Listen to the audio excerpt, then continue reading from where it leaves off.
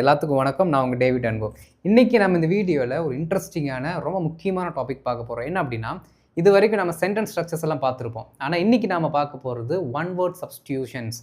இந்த பேங்க்குக்கு படிக்கிறவங்களா இருக்கட்டும், இல்லை எந்த ஒரு காம்படிட்டிவ் எக்ஸாமுக்கு படிக்கிறவங்களா இருக்கட்டும், அவங்களுக்கு இந்த மாதிரி டாபிக் ரொம்ப ரொம்ப முக்கியம். ஏன் அப்படின்னா, இது எதற்காக உதவுது அப்படிங்கிற சொல்லிடுறேன். ஏன்னா ஒன்ஸ் நம்ம வீடியோக்குள்ளே வந்துட்டோம் அப்படின்னா அந்த எக்ஸ்ப்ளனேஷன் இருக்காது. அதனால் இப்போயே சொல்லிடுறேன்.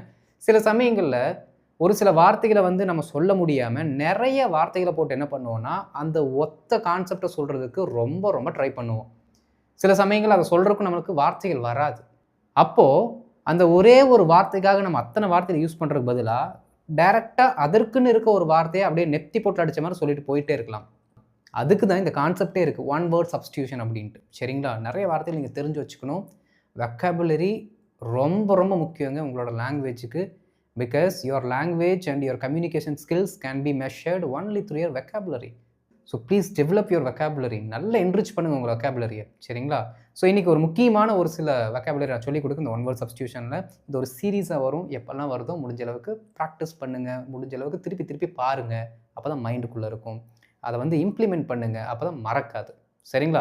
அண்ட் இதான் நம்ம சேனல் நீங்கள் ஃபஸ்ட் டைம் வந்திருக்கீங்கன்னா நம்ம சேனலை மறக்காமல் சப்ஸ்கிரைப் பண்ணிட்டு பெல் பட்டனை கிளிக் பண்ணி வச்சுக்கோங்க. அப்போ தான் நான் போடுற வீடியோஸ் உங்களை தொடர்ந்து சேரும். நம்ம டிலே இல்லாமல் வீடியோக்குள்ளே போயிடலாம்.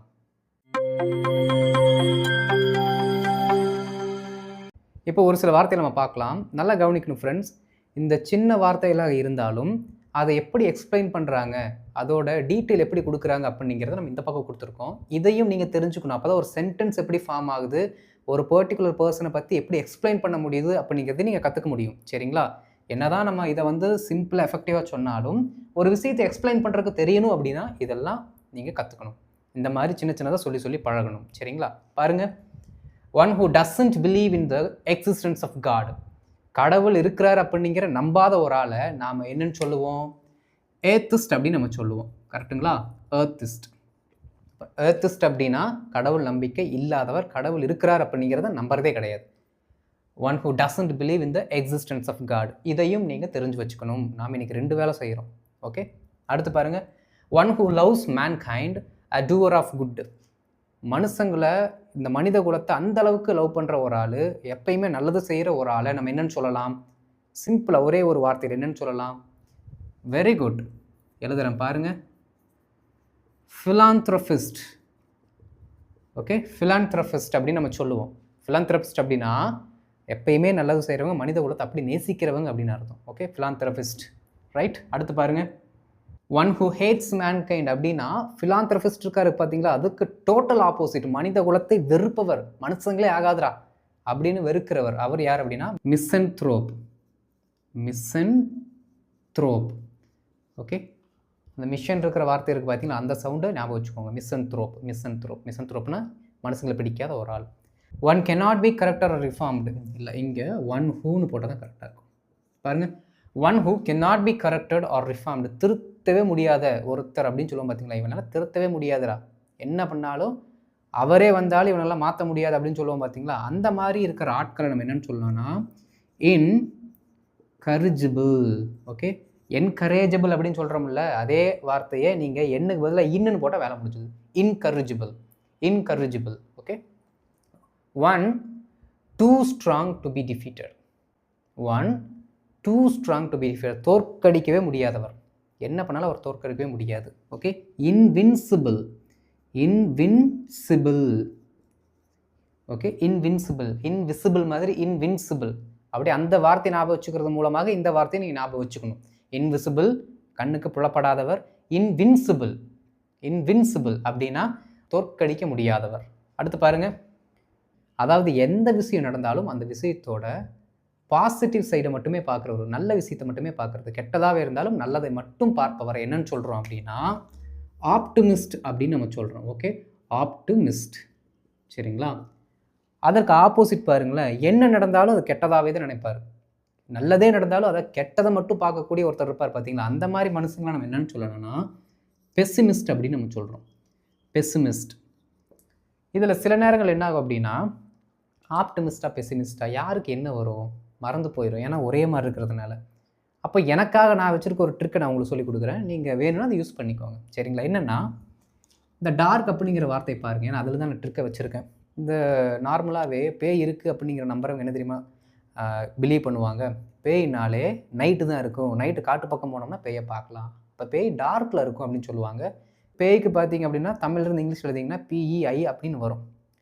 அந்த ஃபஸ்ட்டு 2 லெட்டர் பார்த்தீங்கன்னா நான் பேயிலிருந்து எடுத்திருக்கேங்க. ஓகேங்களா? எனக்கு புரிகிறதுக்காக. அப்போது பேய்னா டார்க்கில் இருக்கும். பெசிமிஸ்ட் அப்படின்னா டார்க் சைடை மட்டுமே பார்க்குறவங்க. ஓகே, இப்படி வச்சுக்கிட்டிங்கன்னா குழப்பாது. எனக்கு குழப்பல, உங்களுக்கு குழப்பாதுன்னு நினைக்கிறேன். ஓகே, நம்ம அடுத்த வேர்ட்ஸை பார்ப்போம்.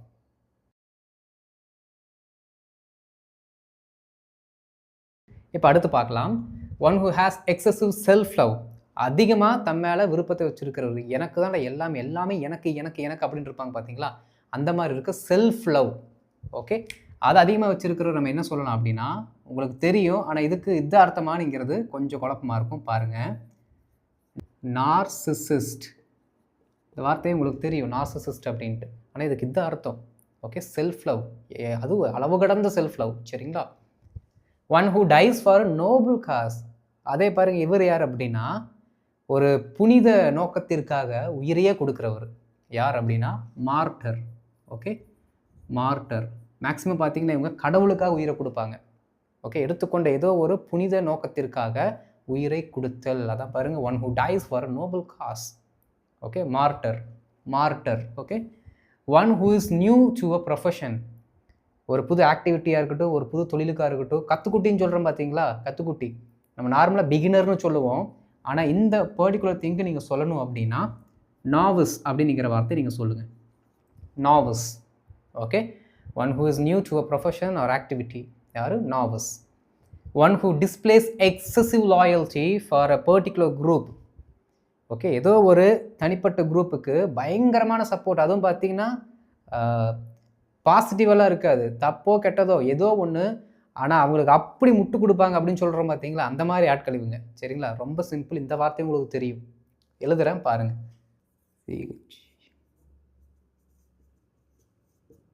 சாவனிஸ்ட். சாவனிஸ்ட். இந்த நம்மளோட ரீல்ஸ்லாம் பார்த்தீங்க அப்படின்னா மேல் சாவனிஸ்ட் அப்படின்னு சொல்லுவாங்க பார்த்தீங்களா? ஆண்களுக்கு மட்டுமே, அந்த ஆண் சமுதாயத்துக்கு மட்டுமே சப்போர்ட் பண்ணக்கூடிய மக்கள் அப்படின்னு சொல்லுவாங்கள்ல, அந்த மாதிரி சாவனிஸ்ட் அப்படின்னா பொதுவாக ஏதோ ஒரு குரூப்புக்கு பயங்கரமாக சப்போர்ட் பண்ணுறவங்க. அதான் சாவனிஸ்ட். ஓகே, அடுத்து பாருங்கள். An expert in matter of taste. சுவையை கண்டறியும் நிபுணர். சுவையை கண்டறியும் நிபுணர். என்ன டேஸ்ட்டாக இருந்தாலும் ஈஸியாக கண்டுபிடிச்சிருவார். அவர் என்ன சொல்லுவோம் அப்படின்னா, பாருங்க, பார்க்கறதுக்கு என்னடா வாயிலே நுழையாத பேராக இருக்கே அப்படிங்கிற மாதிரி இருக்கும். ரொம்ப சிம்பிள். கார்னேசர். ஓகே, இப்படி தான் அதை ப்ரொனவுன்ஸ் பண்ணணும். ஓகே, டைனோசர் மாதிரி கார்னேசர். டைனேசர், கார்னேசர் ஈஸியாக தான் இருக்குது. ஆமாங்க, இங்கே முன்னாடி டை போட்டினா டைனேசரு, கா போட்டினா கார்னேசர். கார்னேசர் அப்படின்னா சுவையை கண்டறியும் நிபுணர். சிம்பிளாக இருக்குங்களா? எனக்கே இப்போ சொல்லிக் கொடுக்கும்போது ஒரு கிளிக் ஆகிருக்கு. கார்னேசர். ஓகே, கார்னேசர். அடுத்து பாருங்கள். An allowance to wife from husband. அதாவது பிரிஞ்சு போகும் பொழுது ஹஸ்பண்டுக்கும் ஒய்ஃபுக்கும் இடையில அந்த விவாகரத்து சம்திங் வருதுன்னு வச்சுக்கோங்களேன். அப்போது மனைவியை பிரிஞ்சு வரும்பொழுது கொடுக்கக்கூடிய ஒரு தொகை. அந்த தொகையை நம்ம அலிமோனி அப்படின்னு நம்ம சொல்லுவோம். ஓகே, அலிமோனி பார்த்துக்கோங்க. அலிமோனி அப்படின்னா ஹஸ்பண்ட் வந்து ஒய்ஃபு கொடுக்க வேண்டிய பணம். ஓகே, எப்போ? ஆன் செப்பரேஷன், பிரியும் பொழுது. A mass departure of people. ஒரு இடத்துலேருந்து இன்னொரு இடத்துக்கு மக்கள் குடிபெயர்ந்து போகுதல். ஊர்வலம் போகிறது கிடையாது. ஊர்வலம் போகிறதுக்கு வேறு பேர் இருக்குது. என்ன அப்படின்னா ப்ரொசஷன் அப்படின்னு நம்ம சொல்லுவாங்க. சரிங்களா? இது என்னென்னா பெட்டி படிக்கையில் தூக்கிட்டு ஒரு இடத்துலேருந்து இன்னொரு இடத்துக்கு மாசாக மக்கள் போகிறாங்க பார்த்தீங்களா? அந்த கூட்டத்திற்கு நம்ம என்ன சொல்லுவோம் அப்படின்னா எக்ஸோடஸ் அப்படின்னு நம்ம சொல்லுவோம். எக்ஸோடஸ். இது பைபிளில் இருக்க ஒரு chapter name. Okay, not chapter name, book name. Okay, exodus. அடுத்து பாருங்கள். Lasting for a very short time. கொஞ்ச நேரத்துக்கு மட்டுமே இருக்கக்கூடியது. மிக குறுகிய காலத்திற்கு மட்டுமே நிலைக்கக்கூடியது. ரொம்ப ஷார்ட் டைம் தான், அது வாழ்நாளே இருக்கும். அப்படிங்கிறத நம்ம எப்படி சொல்லலாம் அப்படின்னா, ஓகே, இப்படி சொல்லலாம். எப்படி ப்ரொனவுன்ஸ் பண்ணலாம் அப்படின்னா, இதுக்கு ஒரு வார்த்தை இருக்குது பாருங்களேன். நம்ம ரேடியோ கேட்போம்ல எஃப்எம். எஃப்எம் கூட அரல் அப்படிங்கிற வார்த்தை போட்டிங்கன்னா இந்த ப்ரொனன்சியேஷன் வந்துடும். ஓகே, எஃப்எம்ஆர்எல் இப்படி தான் சொல்லணும். ஓகே, எஃப்எம்ஆர்எல். எஃப்எம்ஆர்எல். எஃப்எம்ஆர்எல் அப்படின்னா lasting for a very short time. Ephemeral அப்படின்னா lasting for a very short time. ரொம்ப சிம்பிள். சரிங்களா? ஒரு சில வார்த்தைகளை பார்க்கலாம் இன்னும்.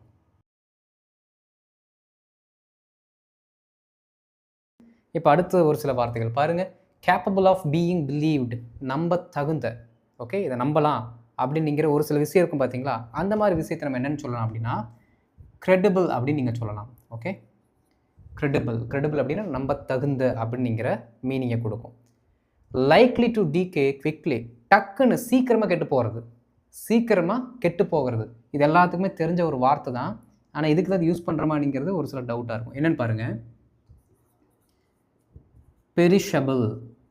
ஓகே, பெரிஷபிள் அப்படின்னா சீக்கிரமாக கெட்டு போகக்கூடியது அப்படின்னு அர்த்தம். சரிங்களா, அடுத்து பாருங்கள், too attractive and tempting to be resisted. அதாவது ரொம்ப பயங்கர அட்ராக்டிவாக இருக்கும், நம்மளால் அந்த கவர்ச்சியிலேருந்து வெளியில் வர முடியாது.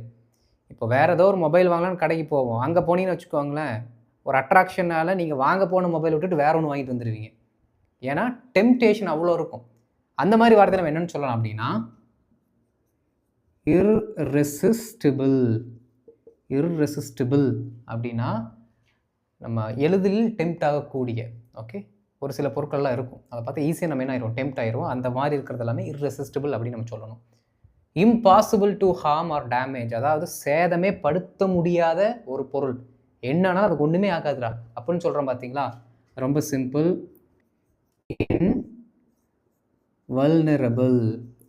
இன்வல்னரபிள்னா பாருங்கள், impossible to harm or damage, சேதப்படுத்த முடியாத ஒன்று. Okay, a person who is 100 or more years old, 100 வயசு இல்லாட்டி 100க்கும் மேற்பட்ட வயதை தாண்டிய நபர்கள் இருக்காங்களே, அவங்க என்னன்னு சொல்லலாம் அப்படின்னா சென்டினேரியன் அப்படின்னு நம்ம சொல்லலாம். ஸ்பெல்லிங் பாருங்கள், சென்டினேரியன். நம்ம தான் சென்டம்னு வச்சுருக்கோம்ல, சென்டம்னாலே 100ன்னு அர்த்தம். அந்த சென்டம் மாதிரி அதில் இருக்கிற ஒரு வார்த்தை தான் centenarian. Okay, centenarian, right. Temporary stay ஏதாவது ஒரு இடத்துக்கு போனோன்னு வச்சுக்கோங்களேன், சும்மா கொஞ்சம் காலம் மட்டும் இருந்துட்டு போவோம். இந்த பூமியை பார்த்தீங்கன்னா டெம்பரரி ஸ்டே தானே, அந்த மாதிரி இருக்கிறத சொல்கிறதுக்கு சஜன் அப்படின்னு நம்ம சொல்லணும். ஓகே, சஜன் அப்படின்னா ஒரு டெம்பரரி ஸ்டே அப்படிங்கிறதுக்கான வார்த்தை. அடுத்து, one who doubts all accepted things. உலகமே ஏற்றிருக்கும், ஆனால் இவன் ஏற்றுக்க மாட்டான், இவன் அக்செப்ட் பண்ண மாட்டான், அதையும் கேள்வி கேட்பான், எரிச்சலாகும். நமக்கு எல்லாமே ப்ரூவ் பண்ணியிருப்பான், ஆனாலும் அதில் வந்து கொஸ்டின் கேட்டுகிட்டே இருப்பாங்க. அந்த மாதிரி டவுட் ஓவராக இருக்கிற ஆள்கள் நம்ம என்னென்னு சொல்லலாம் அப்படின்னா ஸ்கெப்டிக். ஓகே, செப்டிக் கிடையாது, செப்டிக் வேற, sceptic. Okay, sceptic, right. One who believes everything, எல்லாத்தையும் நம்புறவர். இந்த பர்டிகுலர் வார்த்தையை தூக்கி நீங்கள் கூகுள் டிரான்ஸ்லேட்டர்லையோ ChatGPTல கேட்டிங்கன்னா அது என்ன தெரியுமா சொல்லும், ஏமாளின்னு சொல்லும். உண்மைதானே, ஒன் ஹூ பிலீவ்ஸ் எவ்ரிதிங்னா அவன் ஏமாளி தான். எல்லாத்தையும் நம்புறானா கடைசியில் கோமாளியே போக வேண்டியது தான். Okay, one who believes everything. Okay, gullible அப்படின்னு நம்ம சொல்லணும். ஸ்பெல்லிங் பாருங்கள், GULLIBLE, கல்லிபிள் அப்படின்னா எல்லாத்தையுமே நம்புறவர். சரிங்களா, ரைட். ஸோ கடைசியாக இன்னும் ஒரு சில வார்த்தைகளை சொல்லிவிட்டு அதை ஒரு சீரீஸாக சொல்கிறேன். சரிங்களா, ஒரே மாதிரி வரக்கூடிய வார்த்தைகள் மாதிரி இருக்கும், அதை சொல்லிவிட்டு நம்ம வீடியோ முடிச்சிடலாம்.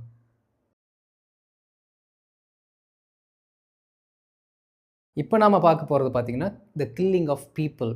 நார்மலாகவே ஒருத்தவங்களை கொல்றது அப்படிங்கிறது நம்ம மர்டர் அப்படிங்கிற வார்த்தை வச்சுருக்கோம். ஆனால் ஸ்பெசிஃபிக்காக யாரை கொல்றாங்க அப்படிங்கிற இந்த ரிலேஷன்ஷிப்பை வச்சு நாம் ஒரு சில வார்த்தையில் வச்சுருக்கோம், பார்க்கலாம். The killing of one person by another, ஒரு ஆள் இன்னொரு ஆளை கொல்றது. சரிங்களா, இதை என்னென்னு சொல்லலாம் அப்படின்னா ஹோமிசைடு அப்படின்னு நம்ம சொல்லலாம். ஓகே, ஹோமிசைடுனா ஒரு ஆள் இன்னொரு ஆளை கொல்றது. The killing of an infant, குழந்தையை கொல்றது. பச்சை குழந்தையெல்லாம் முன்னாடி கொல்லும் பழக்கம் இருந்துச்சு பார்த்தீங்களா, சிசு கொலை. அதை என்ன சொல்லலாம் அப்படின்னா இன்ஃபேன்டிசைடு. அந்த இன்ஃபேண்ட்ங்கிற வார்த்தை அப்படியே வந்துருச்சு, infanticide. The killing of one's own daughter or son, பெத்த குழந்தையவே கொல்றது. பையனாக இருந்தாலும் சரி, பொண்ணாக இருந்தாலும் சரி. காமன் டேர்ம் என்ன இருக்குது அப்படின்னா ஃபிலிசைடு. ஓகே, ஃபிலிசைடுனா பெத்த குழந்தையவே கொல்றது. The killing of one's own brother, சொந்த அண்ணனை. மேக்ஸிமம் இந்த பர்டிகுலர் வார்த்தை பார்த்தீங்க அப்படின்னா சிப்ளிங்கை கொல்றதுக்கு தான். ஆனால் அதில் ஒரிஜினல் மீனிங் பார்த்தீங்க அப்படின்னா சொந்த அண்ணனையே இல்லை தம்பியவோ கொல்றதுக்கு நாம் இந்த வார்த்தை வச்சுருக்கோம். என்ன அப்படின்னா ஃப்ராட்ரிசைடு. பாருங்கள், ஃபேக்ட்ரிசைடு அதே கொஞ்சம் மாற்றினீங்கன்னா ஃப்ராட்ரிசைடு. ஃப்ராட்ரி அவ்வளோதான். பாருங்கள், ஃப்ராட்ரிசைடுனா சொந்த அண்ணனையே கொலை பண்ணுறது. அடுத்து சொந்த அக்கா தங்கச்சியே கொலை பண்ணுறது. பாருங்கள், the killing of one's own sister, அக்கா தங்கச்சியை கொலை பண்ணுறது அந்த ஆக்ஷனுக்கு என்ன சொல்லலாம் அப்படின்னா, பாருங்கள் எழுதுகிறேன், அதுக்கப்புறம் சொல்கிறேன். ஓகே, ப்ரொனன்சியேஷன் கொஞ்சம் கஷ்டமாக இருக்கிற மாதிரி தான் இருக்கும், சொல்லி பழகிட்டீங்கன்னா easy. Sororicide, sororicide. Okay, sororicide, sororicide, sororicide. Okay, the killing of one's own mothers, பெத்த அம்மாவே கொல்றது. ஓகே, நிறைய நியூஸில் பார்க்குறோம்ல, அதுக்கு என்ன சொல்லலாம் அப்படின்னா மேட்ரிசைடு அப்படின்னு நம்ம சொல்லலாம். ஓகே, மேட்ரிசைடு, மேட்ரிசைடுனா சொந்த அம்மாவே கொல்றது. ஓகே, அதுவே இன்னும் கொஞ்சம் மாற்றலாம் பாருங்களேன். இந்த மேட்ரிசைடை கொஞ்சம் மாற்றணும் அப்படின்னா யாருக்கு இங்கே வரும் என்னென்னா மேரிட்டிசைடு. மேரிட்டிசைடு அப்படின்னா ஓன் ஹஸ்பண்டை கொல்றது, கட்டின புருஷனையே கொல்றது, சொந்த அம்மாவை கொல்றது. மேட்ரிசைடு எம்ஏடிஆர்ஐ, எம்ஏடிஆர்ஐ இங்கே எம்ஏஆர்ஐடி, அதான் கொஞ்சம் சேஞ்ச், ஆனால் ஸ்பெல்லிங் மாறும்போது மீனிங் மாறுது. ஓகே, அடுத்து பாருங்கள், the killing of one's own father, சொந்த அப்பாவை பெத்த அப்பாவே கொல்றது என்ன அப்படின்னா பேட்ரிசைடு, பேட்ரிசைடு. ஓகே, மேட்ரிசைடுனா அம்மா, பேட்ரிசைடுனா அப்பா. மேட்ரிசைடுனா அம்மா, பேட்ரிசைடுனா அப்பா. சரிங்களா, அடுத்து பாருங்கள், இந்த killing of one's own wife, சொந்த ஒய்ஃபை கொலை பண்ணுறதுக்கான வார்த்தை என்ன அப்படின்னா அக்ஸோரிசைடு. பாருங்கள், அக்ஸோரிசைடு, அக்ஸோரிசைடு, அக்ஸோரிசைடு அப்படின்னா சொந்த ஒய்ஃபே கொலை பண்ணுறது. ஓகே, ப்ரொனன்சியேஷனில் ஒரு மாறுதான் இருக்கும், ஆனால் நீங்கள் கண்டிப்பாக தெரிஞ்சு வச்சுக்கணும், ரொம்ப ரொம்ப முக்கியம். ஓகே, அப்போ தான் எஃபெக்டிவாக நிறைய வார்த்தையில் போட்டு அந்தளவு போட்டு எக்ஸ்பிளைன் பண்ணாமல் சிம்பிளாக என்ன பண்ணிடலாம், அந்த வார்த்தையை சொல்லிட்டு எஃபெக்டிவாக நீங்கள் பேச முடியும். ஓகே ஃப்ரெண்ட்ஸ், புரிஞ்சுதுங்களா இன்றைக்கி நம்ம பார்த்த ஒரு சில முக்கியமான வார்த்தைகள். ரைட், இப்போ நீங்கள் ஒரு சிலர் என்கிட்ட கேட்பீங்க, அதெல்லாம் கரெக்டு டேவிட்டு, இத்தனை வார்த்தை சொல்லி கொடுத்து இதுக்கு எக்ஸாம்பிள்ஸ் எங்கள் எக்ஸாம்பிள் இல்லாமல் எங்களுக்கு எப்படி புரியும், நாங்கள் எப்படி படிப்போம் அப்படின்னு கேட்பீங்க. எனக்கு தெரியும் நீங்கள் கேட்பீங்க அப்படின்ட்டு. ஸோ அதோட எக்ஸாம்பிள்ஸ் பிடிஎஃப் பார்த்தீங்க அப்படின்னா டெஸ்கிரிப்ஷனில் இருக்குது, ஃபஸ்ட் கமெண்ட்டில் இருக்காது, டெஸ்கிரிப்ஷனில் இருக்கும், போய் டவுன்லோட் பண்ணி ப்ராக்டிஸ் பண்ணுங்கள். ஓகே, அண்ட் இந்த வீடியோ உங்களுக்கு பிடிச்சிருந்துச்சுன்னா மறக்காமல் லைக் பண்ணிட்டு ஷேர் பண்ணுங்கள், மற்றவங்க தெரிந்து கொள்ளட்டும். அண்ட் இதான் நம்ம சேனலுக்கு ஃபஸ்ட் டைம் வந்திருக்கீங்க, மறக்காமல் நம்ம சேனலை சப்ஸ்கிரைப் பண்ணி வச்சுக்கோங்க. அப்போ தான் நான் போடுற வீடியோஸ் உங்களுக்கு தொடர்ந்து வந்து சேரும். ஓகே, ஸோ இதுக்காக ஒரு புது பிளேலிஸ்ட்டை நான் க்ரியேட் பண்ணியிருக்கேன், இதில் நீங்கள் வீடியோஸ் பாருங்கள். இந்த மாதிரி வார்த்தைகள் இந்த பிளேலிஸ்ட்டில் வரும். ஓகே, அடுத்த வீடியோவில் பார்க்குறேன். தேங்க்யூ.